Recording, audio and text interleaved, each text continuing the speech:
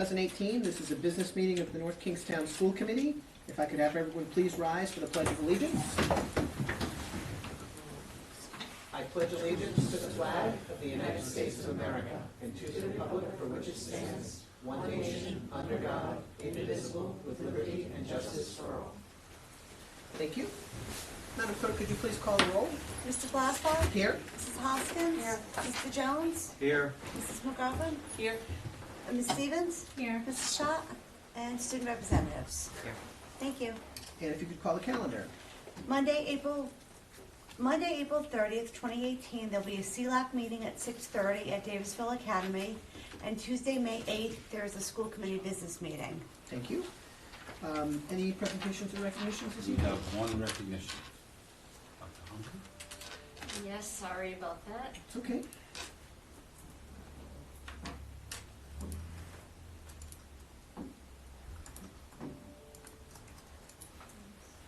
So we have the students that are down in Atlanta. I think, are they back, Mr. Jones? They come back tomorrow morning. Tomorrow morning. So we had somebody who was recognized there that I would like to acknowledge. And that is It's Connor Trask. Connor Trask, yeah, who just won silver in the Principles of Financial, top 10 placement in the exam phase 1, and he makes Rhode Island proud. Congratulations. I don't see too many people in the audience. Has anyone signed up for citizens' comments? Hearing So none. the podium's all yours. We have 3 minutes, though. Everyone's out voting, maybe. Next we will move to routine items. First, if I could have a motion to seal the executive session minutes of April 24th, 2018. So moved. Second. All those in favor? Aye. And can disclose that no votes were taken in this evening's executive session. Next, we have our consent agenda. Do any members have any items they would like to exempt from the consent agenda? B1 and B2. B1 and B2. Any others? Okay, then if I could have a motion to approve the consent agenda items with the exception of B1 and B2. So moved. Second. I have a motion, Ms. Hoskins, second, Ms. McGovern. All those in favor? Aye. Any opposed? Passes unanimously. If I could have a motion to approve items B1 and 2. So moved. Second. A motion, Ms. Hoskins, second, Ms. McGovern. All those in favor? Aye. Any opposed? Abstention. Abstain. One abstention. Next, we have unfinished business, which is 2017-18 school budget. Anything? I have nothing. 2018-19 school budget. We have CIP existing bond, future bond with respect to the November 2018 bond referendum. So Dr. Ajay and I attended a town council meeting last Thursday in which the town manager presented the town's proposed bond projects for November 2018 for consideration by the town council. He put together a really good presentation, really informative, and he showed that the town could borrow $27 million, which is 13.5 and 13.5, with very little change in debt payments and probably no change in tax rate. And that's really due to the accelerated payments that are on the current outstanding debt for the town. The town has just over $32 million in outstanding bond indebtedness, and in 5 years, just about half of that is going to be paid off, is what we saw from Mr. Mollis' presentation. So what's going to happen is on April 30th, which is next Monday, the town council is going to vote both on the FY19 budget and the number that the town council is comfortable bonding. So Dr. Ajay and I plan on being at that meeting if there are any other questions. We really didn't have too many questions last week, but it was a good meeting. It was really good information. I'm sure that it's posted out there on the website somewhere, but Mr. Mollis had quite a bit of information about all of the buildings that are in operation, what he'd like to see done with those, working in conjunction with DPW.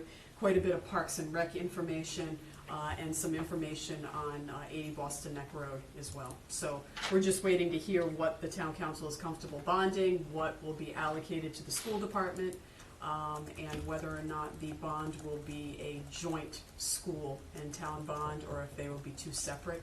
The town council is in favor of a joint bond, because it's in their benefit to do so. So we'll hear more about that on April 30th. Would you prefer a joint bond? I think that the question really is how comfortable we are with what the town is proposing for, I hate to say their money, their part of the money, but that is exactly what I mean. You know, and I think it's great to work together. I just think we would have to be concerned about, and I don't think we really have any choice, to be very honest with you, but whether or not we think their bond projects could, you know, take down the whole bond. There was some discussion of pulling some projects out and having a separate referendum for certain projects. For example, anything to do with 80 Boston Neck Road. It was suggested that perhaps they consider that that's a separate question and not linked in, so it's not like a, you know, state of Rhode Island budget, it's all or nothing, you know, the things you like and the things you don't like. I'm not really sure how far that's gonna go, what's gonna happen with that. We'll hear on the 30th. There was discussion about a couple of theories having to do with bonding. That schools tend to be more favorable when it comes time for bonds than town items, but at the same time, someone who really wants a particular town item may come out just for that in a positive way, and they may not care much about the items for the schools one way or the other, but you just got that vote in that regard. So the idea that if you spread it out to please enough people on their own personal agendas, everyone gets something of what they want, and they vote positively for it. So it can kind of go both ways. Okay, next we have a series of policies. Do we want to take them individually? Are there questions on specific ones? We could vote on them all together if no one has any questions on them. Well, the first one's reading. Yeah. Oh, it is, so then I gotta take them separately, sorry, you're right. And I have a question on Apologies. that one. Okay, so then, let's take the first reading one separately to start with. So, with respect to item D1, if I could have a motion to approve item D1 for discussion purposes. So moved. I have a motion from Ms. Actually, no, McGovern. we're not, it's not up for approval. Oh, right, okay, well, don't we usually, okay, I guess we just talk about it. Okay, we don't vote on it twice. All right, so we don't need to have a motion, so my apologies. So you had a question? So I was wondering what changes will need to be made, since this really just references RIDE. Right. Right now, the district has a protocol that is basically my orders to principals about how to respond when dealing with issues relevant to transgender students. And all of that is in compliance with state law. But the Department of Education feels, the commissioner in particular feels that it is important that everyone have an actual policy stating that you are following state law. So this will really not change anything going forward with the current practices that we do in the district. It just essentially says that North Kingstown will be following state law regarding transgender, gender nonconforming, and transitioning students. It puts it in policy, whereas it hadn't been policy before. Any other questions? So then we'll bring that one forward again at our next meeting for a final approval. Any questions regarding D2 through 8? D3. Okay, we can take questions on D3. So, it's more of a statement than a question, but I still have an issue with the term preferred being in the policy. I vehemently believe that that is contrary to law, that you can't just buy something because you want to. And all of the arguments that I've heard make it seem like what preferred is really sole source. So if it is sole source, then it should just be checked off as sole source. And you can spec it that way. You can write your spec that we want this, and you justify to us at that time because it's, you know, it's the premier program or the specific device language. that they're using in technology, but to just say preferred just seems like we're subject to the possibility of corruption where I prefer to buy it from my brother, you know? No, So- I understand, and I don't, we don't mean that by the term preferred. Maybe, so the reason why we wouldn't say sole source is because that kind of was the name of the form we used we now call it the purchase justification form, and it has all these certain, it's Exceptions. unique, or all these exceptions. And this was one of the exceptions, and I do understand what you mean. Is there another word, like maybe recommended, or, Well, I mean, I'm looking at the exceptions, and they are, the commodity has no competitive product and is available from only one supplier. That Yeah. is a sole source. The commodity or service must match the existing brand of equipment for compatibility in one supplier, that's sole source. Part for a specific brand of existing equipment, must meet physical, design, or quality requirements is available for one supplier. And then, Unique. I think it's kind of I that might be more of it, because this one says preferred, the commodity or service is preferred, the deputy purchasing agent must provide a valid reason why this is a preferred product. And the reason why we would have that option and is because we have brought to you before not taking the low bid for various reasons, or not taking, the most recent one I can remember is when we were outfitting the Finance Academy, and that was from a grant, but still, when we were outfitting the Finance Academy with the furniture, there was particular kind of furniture, and it preferred, it's probably a bad word, but we didn't want to go with the low bid because we didn't want the cheapest furniture out there. So that's what we're trying to get at for there.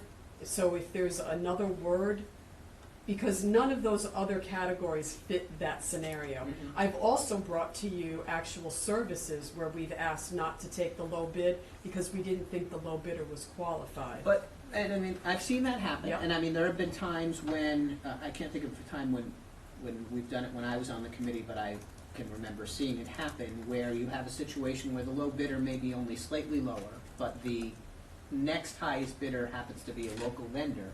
Or And it for- offers a 2-year warranty Yeah, instead of yeah. 1-year warranty. Or, you know, for any number of reasons, the school committee may choose not to take the lowest bid. We actually just did that with the high school tennis courts. Right, but these, though, are exceptions from bidding, so that's a little different. You're saying, you're asking us to approve this.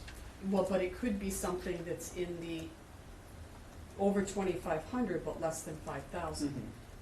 So, you know, it's a purchase justification, it's not just an exception to bidding. So I could present to you that we bid, and we don't wanna take the low bid, and Right. this is the purchase justification. And that's where we had used that terminology preferred. So what if we added the qualifier, the qualifications, no, the quality or qualifications of the commodity or service is preferred? I'll do that. That way, there's a reason why we're gonna spend more because you're gonna get more. And, you know, warranty is the perfect example of that. Yeah. You know, it may absolutely be justifiable to pay more to have a longer warranty. I'm totally, because that is exactly the intent. The intent was never that it's because, you know, Yeah. I want my uncle to get the job. Are you okay if we make those tweaks and bring Absolutely. it back next time? Yeah, absolutely. I'll bring Okay. it back next time. So Sound good? what are you gonna table it and I'll make the changes? Yeah, I think that's what we can do. So, if I could get a motion to table item D3, we'll go out of order, but I have a motion, do I have a second? Second. I have a second. All those in favor of tabling item D3? Aye. Aye. Any opposed? That motion to table passes unanimously. Any questions on the other policies? If not, if I could get a motion to approve policy D2, 4, 5, 6, 7, and 8. So moved.